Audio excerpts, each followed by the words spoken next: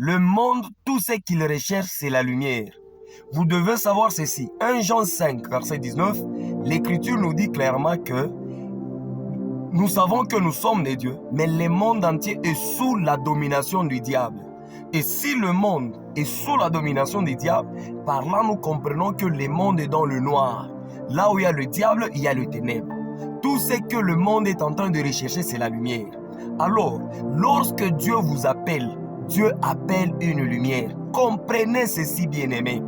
Lorsque Dieu appelle un serviteur, il a fait appel à une lumière pour répondre aux besoins du monde. Le monde a besoin de la lumière.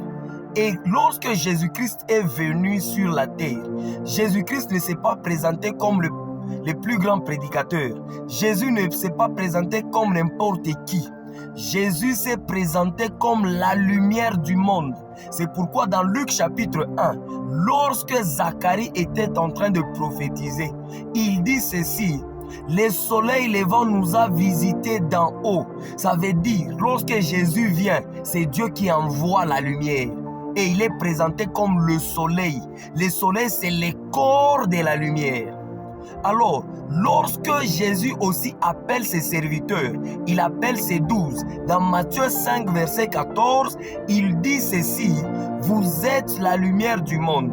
Que votre lumière luise ainsi devant les hommes. Que les hommes voient la lumière au travers de vous.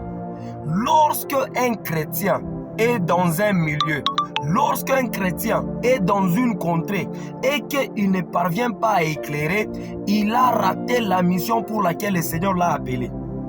Le Seigneur, lorsqu'il t'appelle, il ne fait pas de toi d'abord un chanteur. Il ne fait pas d'abord de toi un musicien. Il ne fait pas de toi une star. Lorsque Dieu t'appelle, il fait de toi premièrement une lumière. Tu dois éclairer. Là où il y a la lumière, le monde va le constater qu'il y a la lumière. Vous n'avez pas besoin de faire beaucoup de bruit. Vous n'avez pas besoin de vous présenter. Quand il y a la lumière, on sait voir qu'il y a la lumière. Et cette lumière, c'est la manifestation de la parole de Christ en nous.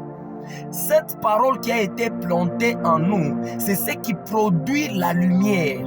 Et la preuve de la lumière, ce sont les bonnes œuvres. C'est ce que Jésus a dit, que la lumière luise ainsi en vous, afin que les hommes remarquent vos bonnes œuvres. Vous ne pouvez pas dire que vous êtes une lumière du monde, vous êtes une lumière pendant que vous avez des mauvaises œuvres. Vous êtes impudique, vous êtes ivrogne, vous êtes dans la cupidité, vous êtes dans l'avarice. Le monde ne peut pas être sauvé, le monde ne peut pas être éclairé avec des chrétiens qui n'éclairent pas, avec des chrétiens cupides, avec des chrétiens avares, avec des chrétiens qui sont dans tous les systèmes du monde. Vous avez besoin d'être éloigné des œuvres du monde pour éclairer le monde. Tu n'es pas obligé d'être comme le monde pour sauver cela du monde. Non. Le Seigneur Jésus ne nous a pas appelés à la conformité, mais il nous a appelés à la différence. L'Écriture dit dans Malachie 3, désormais, vous verrez une différence entre ceux qui me servent et ceux qui ne me servent pas, entre ceux qui me connaissent et ceux qui ne me connaissent pas.